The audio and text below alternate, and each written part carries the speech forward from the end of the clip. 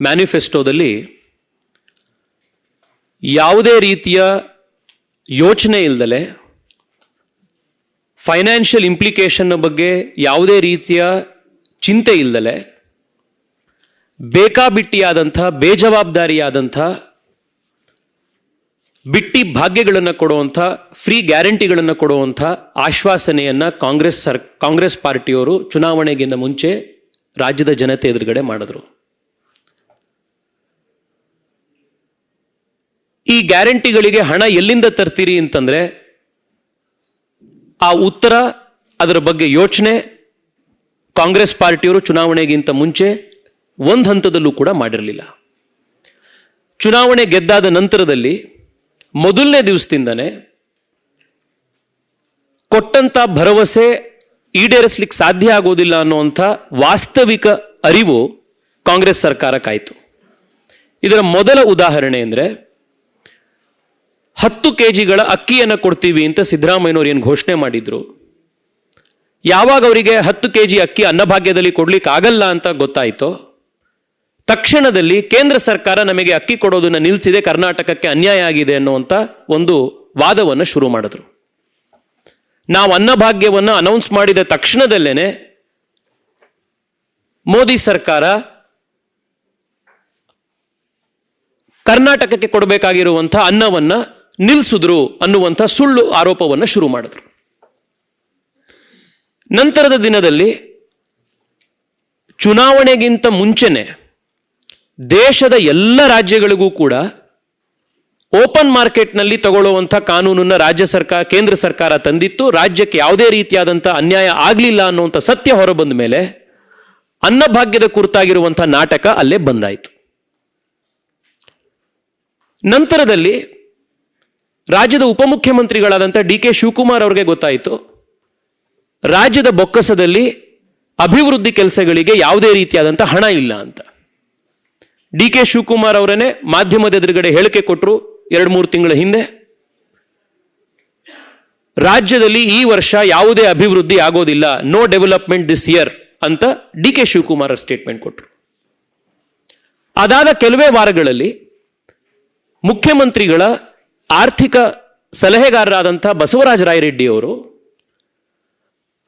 58,000 ಕೋಟಿ ರೂಪಾಯಿಯಷ್ಟು ದುಡ್ಡು ನಮಗೆ ಈ ಗ್ಯಾರಂಟಿಗಳನ್ನು ಪೂರೈಸೋದಕ್ಕೆ ಬೇಕು, ರಾಜ್ಯದಲ್ಲಿ ಈ ಮಟ್ಟನ ದುಡ್ಡಿಲ್ಲ, ಆದ್ರಿಂದ ಕೇಂದ್ರ ಸರ್ಕಾರದ ಹತ್ರ ನಾವು ಹೇಗಾದರೂ ಮಾಡಿ ದುಡ್ಡನ್ನು ಪಡ್ಕೊಳ್ಬೇಕು ಅನ್ನುವಂಥ ಹೇಳಿಕೆಯನ್ನ ಮುಖ್ಯಮಂತ್ರಿಗಳ ಆರ್ಥಿಕ ಸಲಹೆಗಾರರು ಕೂಡ ಇದೇ ಹೇಳಿಕೆಯನ್ನು ಕೊಟ್ಟರು.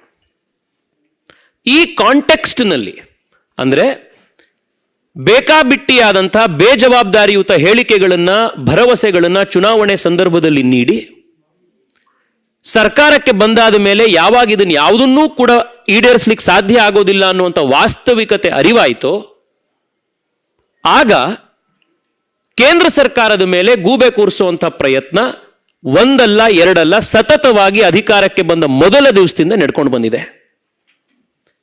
ಈ ಕಾಂಟೆಕ್ಸ್ಟ್ನಲ್ಲೇನೆ ಇವತ್ತು ಕಾಂಗ್ರೆಸ್ ಪಾರ್ಟಿಯ ಜಂತರ್ ಮಂತರ್ನಲ್ಲಿ ನಡೀತಾ ಇರುವಂತಹ ಡ್ರಾಮಾವನ್ನು ಕೂಡ ಈ ಕಾಂಟೆಕ್ಸ್ಟ್ನಲ್ಲೇ ನಾವು ನೋಡಬೇಕಾಗಿದೆ. ಮಾನ್ಯ ಮುಖ್ಯಮಂತ್ರಿಗಳು ಮತ್ತು ಕಾಂಗ್ರೆಸ್ ಸರ್ಕಾರ ಮಾಡ್ತಾ ಇರುವಂತಹ ಮೊದಲ ಆರೋಪ ಅಂತಂದ್ರೆ ಕರ್ನಾಟಕಕ್ಕೆ ಕೇಂದ್ರ ಸರ್ಕಾರದಿಂದ ಅನ್ಯಾಯ ಆಗಿದೆ, ನಮಗೆ ಬರಬೇಕಾಗಿರುವಂತ ಹಣ ಕಡಿಮೆ ಆಗಿದೆ ಅನ್ನುವಂಥದ್ದು ಅವರ ಮೊದಲ ಆರೋಪ. ಆದರೆ ಕಳೆದ 10 ವರ್ಷಗಳಲ್ಲಿ ನರೇಂದ್ರ ಮೋದಿ ಸರ್ಕಾರದ ನೇತೃತ್ವದಲ್ಲಿ ಕರ್ನಾಟಕಕ್ಕೆ ಎಷ್ಟು ದುಡ್ಡು ಬಂದಿದೆ ಅನ್ನುವಂಥ ಅಂಕಿಅಂಶವನ್ನು ನಿಮ್ಮೆದುರುಗಡೆ ಇಡ್ತೇನೆ.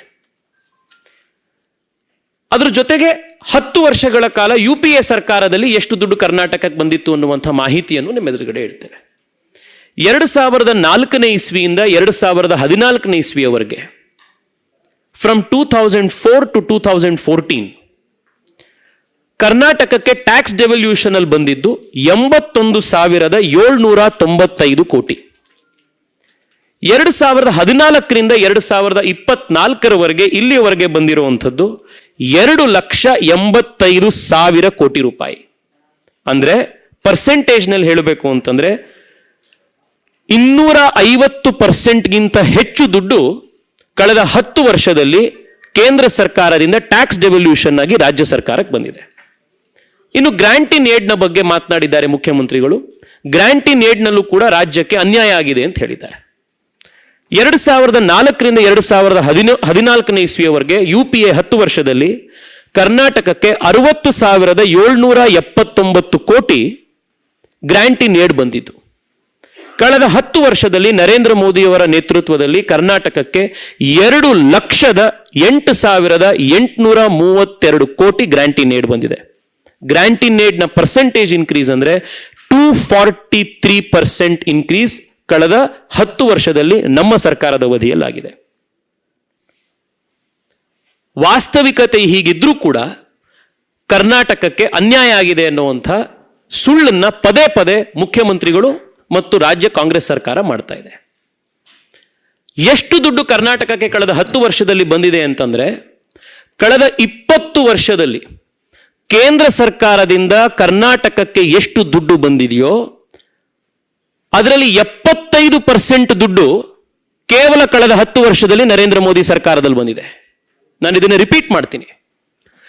20 ವರ್ಷದಲ್ಲಿ ಕರ್ನಾಟಕಕ್ಕೆ ಎಷ್ಟು ದುಡ್ಡು ಕೇಂದ್ರ ಸರ್ಕಾರದಿಂದ ಬಂದಿದೆಯೋ ಅದರ 75% ದುಡ್ಡು ಕಳೆದ 10 ವರ್ಷದಲ್ಲಿ ನರೇಂದ್ರ ಮೋದಿ ಸರ್ಕಾರದಲ್ಲಿ ಬಂದಿದೆ. ವಾಸ್ತವಿಕತೆ, ಅಂಕಿಅಂಶಗಳು ಈ ರೀತಿ ಇದ್ದಾಗ ರಾಜ್ಯದ ಜನರನ್ನ, ದೇಶದ ಜನರನ್ನ ಸುಳ್ಳು ಹೇಳಿ ದಾರಿ ತಪ್ಪಿಸುವಂಥ ಪ್ರಯತ್ನವನ್ನ ಮುಖ್ಯಮಂತ್ರಿಗಳು, ಜವಾಬ್ದಾರಿಯುತ ಸ್ಥಾನದಲ್ಲಿರುವಂಥವರು ಮಾಡಬಾರದು ಅನ್ನುವಂಥ ಆಗ್ರಹವನ್ನ ಮಾಡ್ತಾ ಇದ್ದೀವಿ. ಎರಡನೆಯ ಮುಖ್ಯಮಂತ್ರಿಗಳ ಆರ್ಗ್ಯುಮೆಂಟ್ ಇರುವಂಥದ್ದು ಅಂದ್ರೆ, ರಾಜ್ಯ ಸರ್ಕಾರ ಕರ್ನಾಟಕದಲ್ಲಿ ಕಾಂಗ್ರೆಸ್ ಅಧಿಕಾರಕ್ಕೆ ಬಂದ ನಂತರದಲ್ಲಿ ಕೇಂದ್ರ ಸರ್ಕಾರದವರು ತಾರತಮ್ಯ ಮಾಡಿ ನಮಗೆ ಫಂಡ್ ಅಲೋಕೇಶನ್ ಕಡಿಮೆ ಮಾಡಿದ್ದಾರೆ ಅಂತ. ಮುಖ್ಯಮಂತ್ರಿಗಳು 13 ಬಜೆಟ್ಗಳನ್ನು ಮಂಡಿಸಿರುವಂಥವ್ರು. ಕೇಂದ್ರ ಸರ್ಕಾರ, ರಾಜ್ಯ ಸರ್ಕಾರದಲ್ಲಿ ಫಂಡ್ ಡೆವಲ್ಯೂಷನ್ ಯಾವ ರೀತಿ ಆಗತ್ತೆ ಅನ್ನುವಂಥ ಮಾಹಿತಿ ಅವರೆಲ್ಲರಿಗೂ ಇದೆ. ಯಾವುದೇ ಸರ್ಕಾರ, ಕೇಂದ್ರದ್ದಾಗಿರ್ಲಿ ರಾಜ್ಯದ್ದಾಗಿರ್ಲಿ, ಇವತ್ತು ಈ ಸರ್ಕಾರ ಇಲ್ಲಿಗೆ ಬಂತು, ಈ ಪಾರ್ಟಿಯವರು ಇಲ್ಲಿಗೆ ಅಧಿಕಾರಕ್ಕೆ ಬಂದರು ಅನ್ನೋ ಒಂದು ವಿಮ್ಸಿಕಲ್ ಆಧಾರದ ಮೇಲೆ ಮನಸೋ ಇಚ್ಛೆ ಫಂಡ್ ಡೆವಲ್ಯೂಷನ್ ಅನ್ನ ಮಾಡ್ಲಿಕ್ಕೆ ಸಾಧ್ಯ ಆಗೋದಿಲ್ಲ. ಅದಕ್ಕೆ ಅದೇ ಆದಂತಹ ರೂಲ್ಸ್ಗಳಿರ್ತವೆ, ಅದಕ್ಕೆ ಆದಂತಹ ಆಡಿಟಿಂಗ್ ಸಿಸ್ಟಮ್ಗಳಿರ್ತವೆ. ಅದ್ರ ಪ್ರಕಾರನೇ ಫಂಡ್ ಡೆವಲ್ಯೂಷನ್ ಆಗಬೇಕಾಗಿರುವಂಥದ್ದು. ಉದಾಹರಣೆಗೆ, ಸ್ಟೇಟ್ ಕಲೆಕ್ಟ್ ಮಾಡುವಂತ GSTಯ 100% ಕಾಂಪೋನೆಂಟು ರಾಜ್ಯ ಸರ್ಕಾರಕ್ಕೆ ಬರುತ್ತೆ. ಇಂಟಿಗ್ರೇಟೆಡ್ GSTಯಲ್ಲಿ ಅಪ್ರಾಕ್ಸಿಮೇಟ್ಲಿ 50% ರಾಜ್ಯ ಸರ್ಕಾರಕ್ಕೆ ಹೋಗುತ್ತೆ. ಇನ್ನು ಸೆಂಟ್ರಲ್ GSTಯಲ್ಲಿ ಡೆವಲ್ಯೂಷನ್ ಹೇಗಾಗಬೇಕು ಅನ್ನುವಂಥದ್ದನ್ನ ಫೈನಾನ್ಸ್ ಕಮಿಷನ್, ಒಂದು ಸಾಂವಿಧಾನಿಕ ಸಂಸ್ಥೆ, ಸ್ವಾಯತ್ತ ಸಂಸ್ಥೆ, ಅವರು ತಯಾರು ಮಾಡುವಂಥ ರೂಲ್ಸ್ನ ಆಧಾರದ ಮೇಲೆನೆ ಡೆವಲ್ಯೂಷನ್ ಆಗುತ್ತೆ.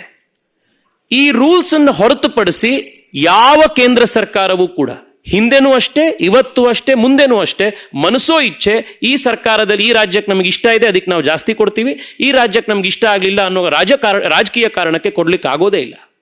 ಈ ವಾಸ್ತವದ ಅರಿವು ಮುಖ್ಯಮಂತ್ರಿಗಳಿಗಿದ್ರೂ ಕೂಡ ಮತ್ತೆ ರಾಜ್ಯದ ಜನತೆಯನ್ನ ದಾರಿ ತಪ್ಪಿಸುವಂತ, ಸುಳ್ಳು ಹೇಳಿ ದಾರಿ ತಪ್ಪಿಸುವಂತ ಪ್ರಯತ್ನ ನಡೀತಾ ಇದೆ. ಫೈನಾನ್ಸ್ ಕಮಿಷನ್ನ ಸಂಬಂಧಪಟ್ಟಂತೆ ಮುಖ್ಯಮಂತ್ರಿಗಳು 3 ಆರೋಪವನ್ನು ಮಾಡಿದ್ದಾರೆ.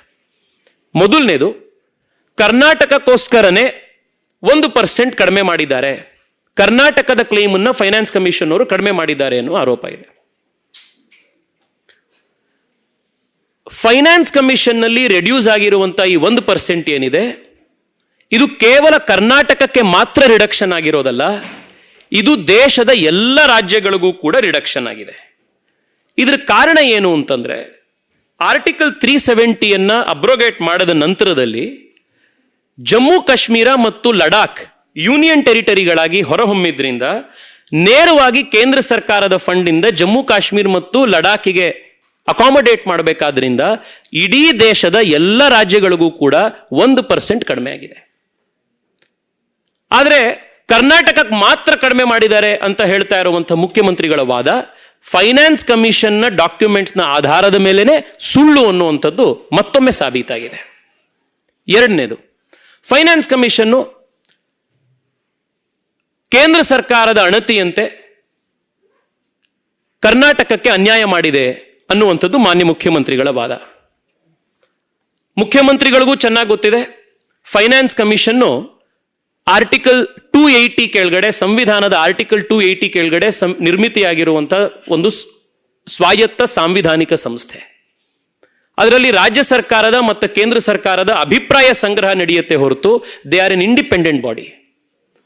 ಈ ಫೈನಾನ್ಸ್ ಕಮಿಷನ್ ಕೂಡ 15th ಫೈನಾನ್ಸ್ ಕಮಿಷನ್ ಈ ರೆಕಮೆಂಡೇಶನ್ಗಳನ್ನ ಮಾಡುವಂಥ ಸಂದರ್ಭಕ್ಕಿಂತ ಮುಂಚೆ ಕರ್ನಾಟಕಕ್ಕೆ ಬಂದಿದ್ರು.